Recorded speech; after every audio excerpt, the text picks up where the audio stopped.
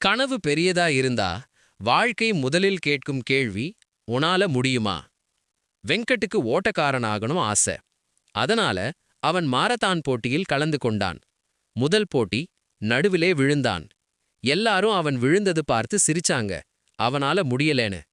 ஆனா அந்த இரவு அவன் மட்டும் சொன்னான், முடியலேன்னு யாரும் தீர்மானமிட முடியாது, முயற்சி நின்னால்தான்.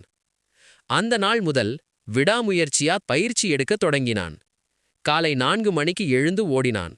மழை, குளிர், வலி எதுவும் பொருட்படுத்தாமல் அவன் அவனை நம்பினான். 1 வருடம் கழித்து அதே போட்டி. இந்த முறை பயமில்லை.